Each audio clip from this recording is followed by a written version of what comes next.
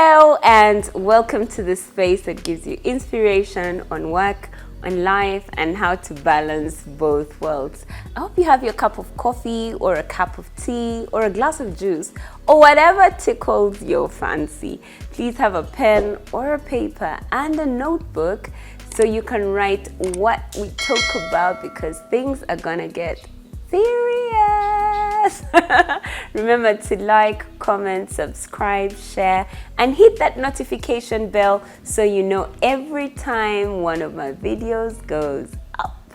Now, for the past 2 weeks, we've been talking motherhood, and this series is on the types of mothers and based on the different paths you decide to take. We talked about the stay-at-home mom. We talked about the work-at-home mom. We're going to talk about the work-at-work mom, and next week we'll talk about the stay-at-work mom. I'm so excited for this series because it's a precursor to the Parenting for the Future Mastermind. If you'd like to know more about that mastermind, I'll leave the details in the comment section. So please come, let's be a part of this together. Let's raise Africa's children together. Now, this week, I want to talk work-at-work moms. And remember, I'm just sharing 5 strategies based on my experience, either as one of the moms, the types of moms, or having known and engaged with and discussed with and been in the lives of moms who are on a different path than I am.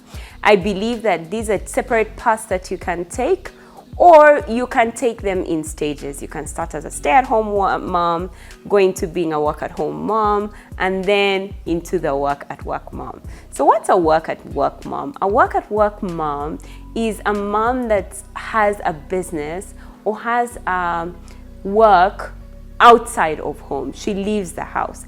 However, she's either self-employed or she's a business owner. So she's kind of in charge of her time, but she chooses not to do the work from home.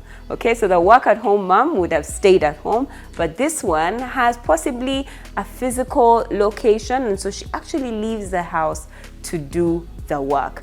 I personally, I'm a work-at-work mom. Okay, so I feel that this one's the one that I most resonate with because this is the stage that I am in my life. I own a child care center. I am a co-owner of a TV show, Bump Love. It's also a web series. I own a marketing firm, Brandivas. So I actually leave home every day to go to my office, any of my offices. I'm also the president of the Early Years Foundation. So I usually go out of the house to work. So I'm a work-at-work mom. So I go to work. And so here are the 5 things that I think are helping me on my journey to manage the path that I've decided to take. So the first one, and possibly the most important one for me, is to find the right help. And when I say the right help, I mean at the workplace, okay? So your employees. And I think for me, the reason I've started with this one is because it's the hardest one. And I've not yet cracked it myself. But I truly believe that if I find the right people in doing the right job, okay, then I truly, honestly, with all of my heart, believe that indeed I will be able to manage this work-at-work mom thing. The reason as to why it's important to have the right staff members is because these staff members help you do the work that you would have done yourself. I think the one place that you want to go from being in as a work-at-work mom is to go from being self-employed to being a business owner, which is the second point for me. I think when I moved from being self-employed to being a business owner, it became so much easier for me to manage the path of being a work-at-work mom. Because you see, being self-employed means that the business can't run if you're not there. So say, for example, you have to make deliveries or you have to visit a mom in hospital. When you're not there, then the business is closed, okay? You need to be in a place where your business can continue to run even if you're not there. And I'm going to tell you the reason why in the next few reasons, the few strategies that are coming next. So you want to be in a place where you move from being a business owner to being from being a self-employed to being a business owner. So when you have the right people, I truly believe they'll be able to do their work so you don't have to do it.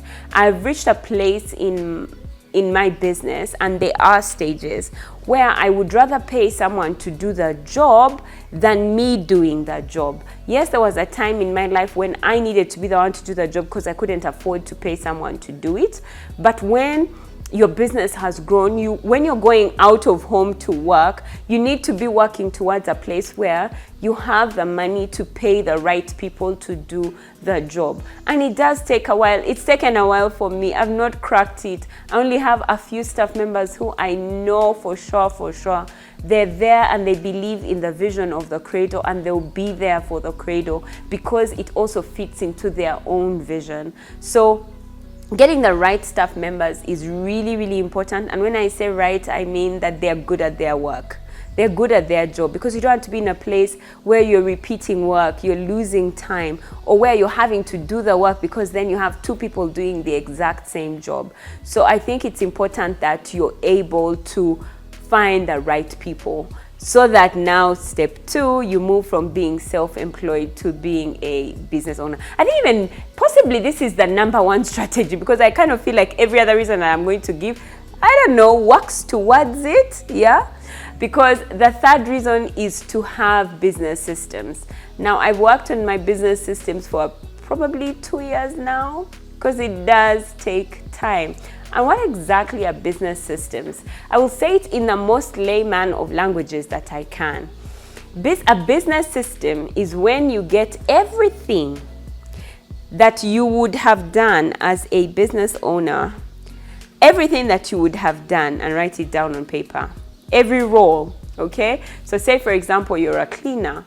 To have a business system says, not you're a cleaner, you need a cleaner in your business. So you're a business owner. To have a business system means that you're going to close your eyes and ask yourself, if I were the cleaner, what would I need done, okay, so that I know that cleaning has been done well? So you write everything, and usually that's under processes and procedures. So you have your full on processes. You write when you put soap in water, the water, and you wash with the rag does this. You it on the floor, you clean, you dry the rag, you wring it, you put it outside, you display it for the sun to dry it, and then you put it back in, folded inside a certain container under the sink. You've just defined an entire process of how cleaning happens in your business. Now imagine you're doing this for the finance person, you're doing this for the receptionist, you're doing this for every role in your business. So that's what a business, in the most layman of languages that I can say, that's what a business system is, okay? You're getting everything that's in your head, because you want to go from a place where you're shouting at people to do certain things, and instead showing them because it's written down, so you don't have to repeat yourself over and over again. The reason I feel this is important is because personally, from my own personal experience, I realized that by the 3rd administrator, I was shouting at her, which wasn't fair, because for her, this was her first time to work with me. For me, this was my 3rd administrator. And I just couldn't get why she couldn't get it. But it was because, in hindsight, I had showed the 1st administrator, then she left. Then I showed the 2nd administrator, then she left. Now this is the 3rd administrator. Now because I told the 1st and the 2nd, by the 3rd one, I was tired of telling her. This is 3 years later, but I was still exhausted. I was just like, why can't people get it? But that's not the thing. She's just starting. And I realized that I didn't have the patience. So I needed the business systems to be able to put out what she needs to do. So when she comes in, I show her right here on paper. It means I'm not talking myself silly, I'm not shouting myself silly, I'm not repeating myself silly, but I'm not getting annoyed that I'm telling her over and over again. Yet, to be honest, she's a new staff member. You know what I mean? So now you have the right people. You also have a business system. This is going to move you from being self-employed to being a business owner. So I have 2 more strategies. One is you need to be really tough on yourself to have your start and stop time for work. There's a famous TikTok or reel about people saying things like, I left my 9 to 5 p.m. or my 8 to 5 job so I could be free, only to start a business and work 24 hours. Guys, that thing is so true. I kid you not. When you own a business, you will work. You will work. It's enjoyable. I mean, I can't trade it to go back into the corporate world, but you work yourself silly. And because of that working yourself silly, because it's your business, you actually have no start and end time. Now, after I got into a depression, I knew that there was a need for a start and stop time. My clock has an alarm to stop work. Sometimes I'll go past, but most times where I have stopped is exactly where I will put down my laptop, put it into the bag, close it, and leave it in office. Because I'm not going to go with work back home. The reason I say this is because I think for me, the reality hit in when my friend's husband passed away, and he had a big business, a really big business. He passed away, and when he died, his business continued. It did. It did. But here's the thing. On his funeral, his kids said he had so much time with them. He had so much time, meaning he spent time with his children.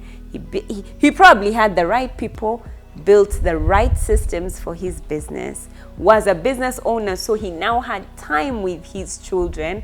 But his kids said he came home in the evening when the sun was out, played with them, spent time with them, and so they had fond memories of their dad even after he had died. And because of the way his business was, his business continued to run even after he died. And I said, this thing is possible. I can't do it. I definitely can. So I'm working on hiring the right people, having my business system, being a business owner as opposed to being self-employed, and then having my start and stop time. I start work at 8 a.m. and stop at 5 p.m. I'm still working on my start time. It usually does depend on what time, when the kids are on holiday, which leads me to my 5th strategy.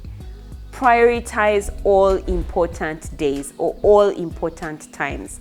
Holidays are important. My kids need to see me there. And so I don't start work at exactly 8. I'll start a few hours in after we've spent some time in the morning together. But because I say the 5th strategy is to prioritize all important days. I say this for the children. Because you have the luxury of being in charge of your time, prioritize your business in such a way that you can, schedule your business in such a way that you can prioritize the important days in your children's lives. In days like end of term, days like sports day, days like birthdays, days MDD days, so that they see you there. I truly believe that it's unfair for a business owner to say that they can't be there for their child's parenting conference because they're at work. You're the business owner. You can prioritize this time. I challenge you. I truly believe it's such a huge strategy. I'm doing it for myself and for my children. When I'm scheduling my time, I ask, what are the days that I'm most required at school?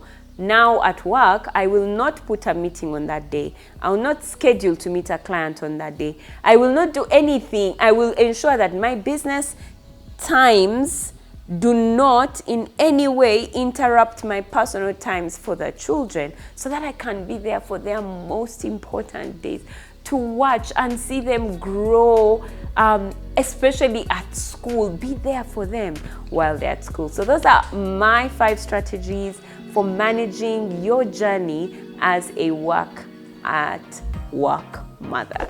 Until next time, I can't wait to see you when we talk about the stay at work mother. Let's look at what strategies they can use on their journey. Until next time, bye-bye. Mwah.